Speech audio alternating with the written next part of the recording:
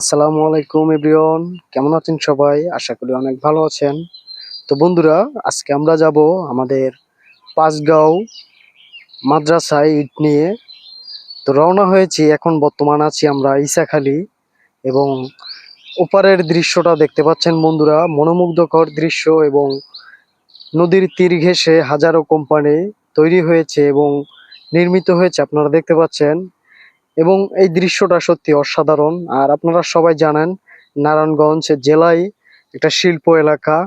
এটা আপনারা এই ভিডিওতেই দেখতে পাবেন, নদীর তীর ঘেঁষে যে অসংখ্য কোম্পানি তৈরি হয়েছে সেগুলো আপনারা দেখতে পারবেন আমার এই ভিডিওর মাধ্যমে। তো অবশ্যই যদি ভিডিওগুলো ভালো লাগে দেখবেন এবং অন্যদেরকে দেখার সুযোগ করে দিবেন, কারণ অনেক কষ্ট করে একটা ভিডিও তৈরি করতে হয় আমাদের। তো বন্ধুরা, এখন আমরা বর্তমান পাঁচগাঁও স্কুলের সামনে চলে এসেছি বন্ধুরা। আর আমরা এখন গাড়ির উপরে আছি, ঠিক আছে বন্ধুরা। এবং গাড়ির উপরে থেকে ভিতরে যে গরম বন্ধুরা, উপরে না এসে কোনো উপায় নাই, এজন্যই আর কি উপরে এসে বাতাসে একটা ভিডিও নিলাম আপনাদেরকে দেখানোর জন্য। এবং আমরাও ভালোভাবে জায়গায় পৌঁছাতে পারলাম বন্ধুরা। তো আমার কাছে অনেক ভালো লাগে, কারণ আমরা যে কাজগুলো করি হয়তো অনেকেই খারাপ মনে করেন, অনেক ছোট কাজ মনে করেন, কিন্তু ভাই ইটের কাজ হয়তো অনেক কষ্ট। আমরাও জানি, আপনারাও জানেন, ইটের কাজ প্রচুর কষ্টের কাজ। যারা করে তারাই জানে বন্ধুরা।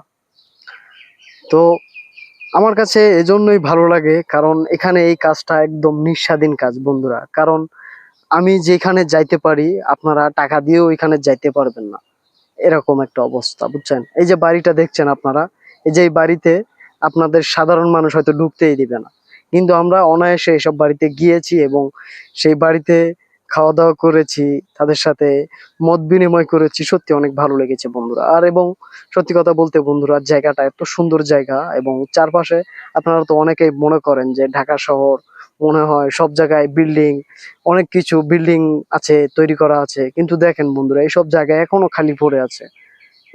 এমন অসংখ্য জায়গা আছে ঢাকা শহর, যে মাইলের মাইল বিল পড়ে রয়েছে এরকম। সত্যি দেখতে অনেক ভালো লাগে, কিন্তু সব ভরাট করা হয়েছে বালু দিয়ে। ভবিষ্যতে এইসব জায়গাও মনে করেন বিশাল বিশাল বিল্ডিং হয়ে যাবে, আমি এতটুকু মনে করি, ভবিষ্যতে আর কি। ততদিন আমরা হয়তো বেঁচে থাকবো কিনা জানি না।